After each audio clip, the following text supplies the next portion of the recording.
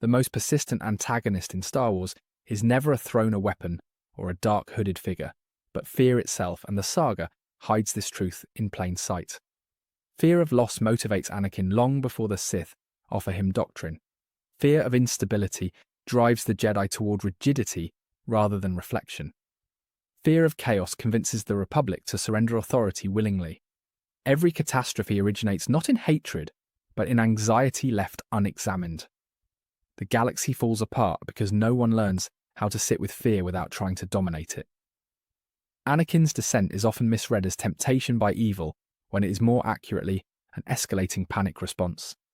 Each vision of loss narrows his options until control feels like compassion. The tragedy is not that he loves too much, but that he cannot imagine love surviving uncertainty. His worst choices are made in moments where fear convinces him that hesitation equals death. The dark side does not create his terror, it simply validates it. This pattern extends far beyond Anakin, because fear is embedded institutionally, long before it becomes personal. The Jedi Order fears emotional complexity because it cannot regulate it. The Republic fears disorder because it cannot respond quickly enough to it. These systems prioritize prevention over understanding, and in doing so, they trade resilience for control. When pressure arrives, they shatter rather than bend. Individuals fall only after the structures around them have already failed. Jedi Order collapses spiritually, before it collapses physically, because it mistakes suppression for balance. Fear of attachment leads to emotional illiteracy. Fear of prophecy leads to obsession with control. Fear of the Sith blinds them to the erosion happening within their own walls. By the time Anakin breaks, the Order has already hollowed itself out. His fall is exposure, not cause. The Republic follows the same arc on a larger scale, because it too chooses safety over accountability. Fear of war leads to emergency powers. Fear of dissent reframes opposition as irresponsibility. Each vote feels reasonable in isolation, yet catastrophic in accumulation. The system does not recognize itself as compromise because it is still operating legally. Fear becomes policy, and procedure becomes camouflage. Galactic Republic demonstrates how institutions die long before symbols change.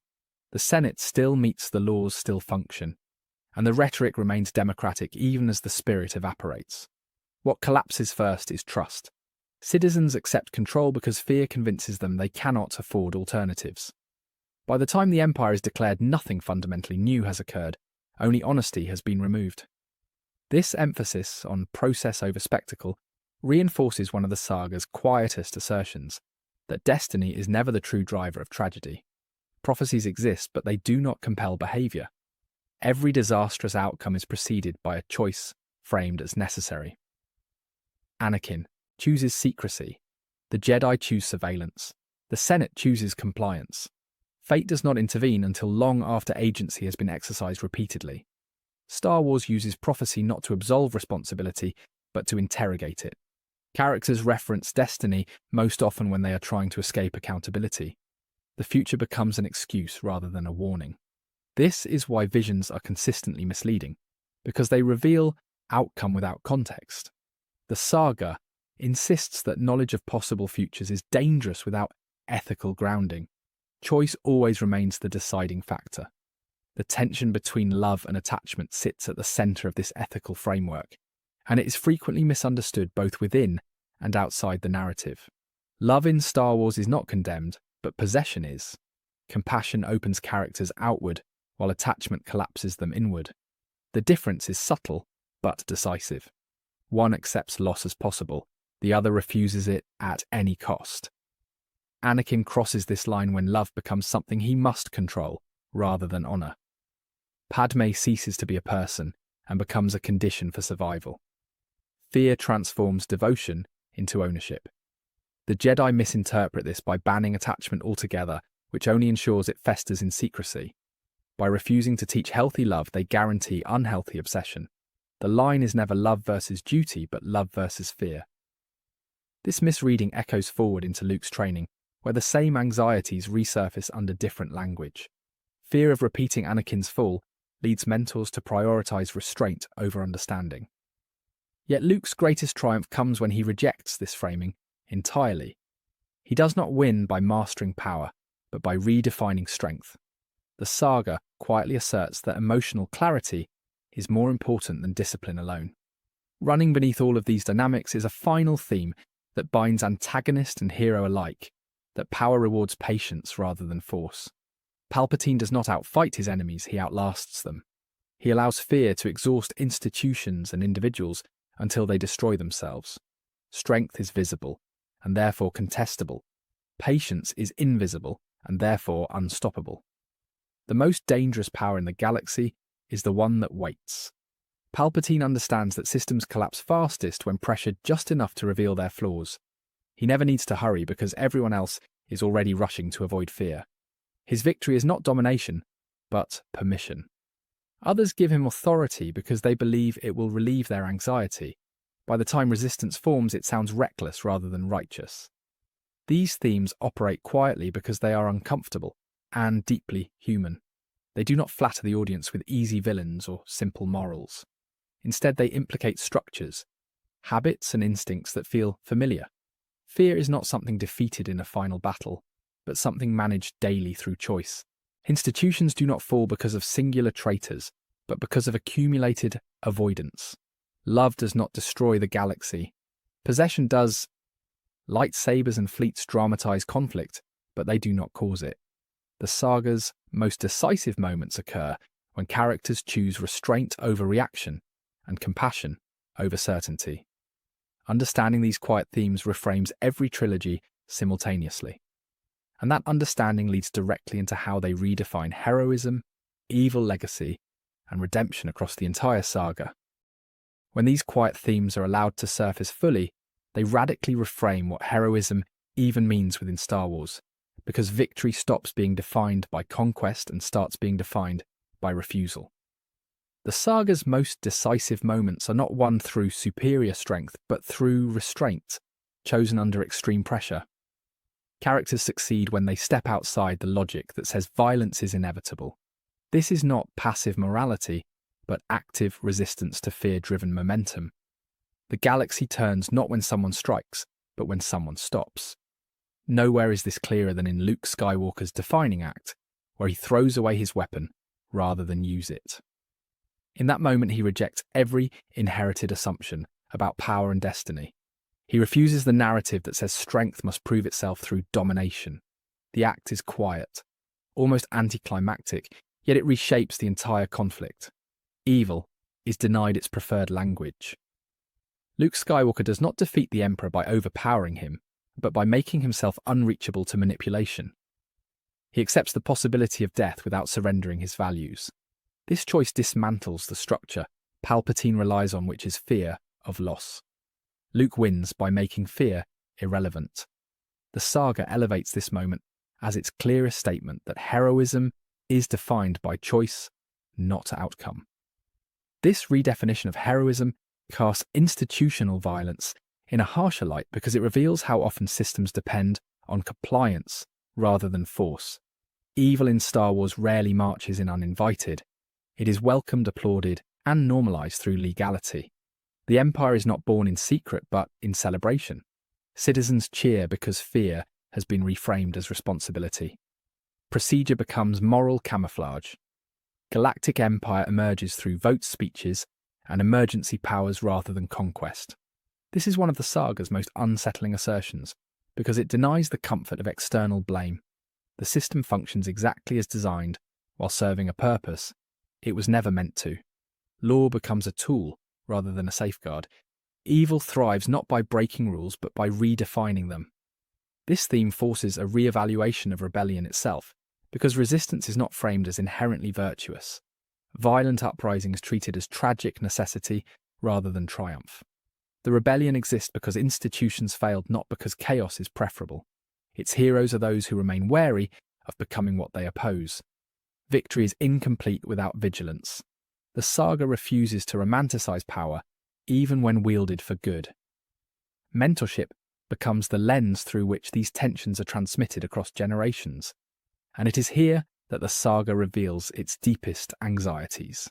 Teachers shape not only what students learn, but what they fear. Obi-Wan and Yoda mentor Luke while carrying unresolved guilt. Luke mentors Ben Solo while carrying unresolved terror. Each believes awareness of past failure is enough to prevent repetition. It is not. Obi-Wan Kenobi embodies the burden of teaching after catastrophe. His guidance to Luke is cautious, measured, and incomplete. He withholds truth believing protection outweighs transparency. This decision mirrors the Jedi Council's treatment of Anakin. Fear of repeating loss produces distance rather than connection. The student inherits the silence along with the lesson. Mentorship in Star Wars is therefore never neutral. It transmits values but also unprocessed trauma. When fear is left unnamed, it shapes behaviour invisibly. Students learn not only what to do, but what to avoid. This avoidance often becomes the seed of future failure. The saga suggests that wisdom without vulnerability is brittle.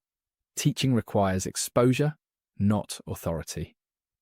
Legacy compounds this problem because inheritance in Star Wars is framed as burden rather than gift. The Skywalkers do not seek greatness, yet are crushed by expectation. Each generation is measured against myth rather than reality. The weight of past actions distorts present choices. Identity becomes something to escape rather than inhabit. Ben Solo illustrates how legacy without context becomes corrosive. He grows up surrounded by stories of heroism and evil without access to the fear and doubt behind them. The silence intended to protect him leaves him vulnerable to manipulation. Darkness offers him clarity where truth was withheld. His fall is less about temptation and more about narrative vacuum. This reinforces one of the saga's most human conclusions, that redemption cannot be systemic. Galaxies do not save people. Armies do not heal trauma. Redemption occurs one relationship at a time through recognition rather than absolution. Institutions can create conditions for harm or healing, but they cannot replace personal choice. Every meaningful turn toward light is intimate. Darth Vader is not redeemed by prophecy or balance, but by connection. Luke reaches him not through argument or force, but through recognition of shared humanity. The act is small and fragile, yet it undoes decades of terror. This moment confirms that redemption is not earned through suffering, but chosen through love without possession. The galaxy changes because one person is seen. Across the saga, this pattern repeats quietly but consistently. Fear creates systems.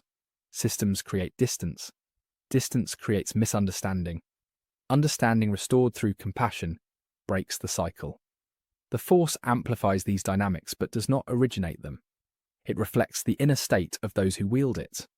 Balance is not equilibrium of power, but alignment of intent. When viewed through this lens, Star Wars becomes less about destiny and more about responsibility. Prophecies fade in importance compared to daily decisions. Power is reframed as influence rather than dominance. Victory is defined by what is prevented rather than what is destroyed. The saga insists that restraint is not weakness, but courage refined. This philosophy runs counter to spectacle, which is why it is often overlooked. Yet this is precisely what gives the story its longevity. These themes age because they describe patterns rather than events. Fear continues to masquerade as safety. Institutions continue to fail quietly before collapsing publicly. Mentors continue to pass down unexamined wounds. Redemption continues to require personal risk. Star Wars endures because it recognizes these truths without offering easy solutions. In the end, the saga argues that the fight for the galaxy is always secondary to the fight within individuals. Systems matter, but they are shaped by the choices of those inside them.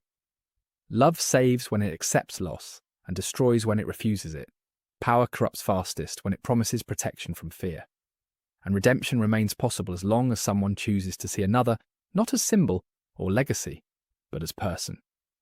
That is the quiet heart of Star Wars, and it echoes long after the battle's end.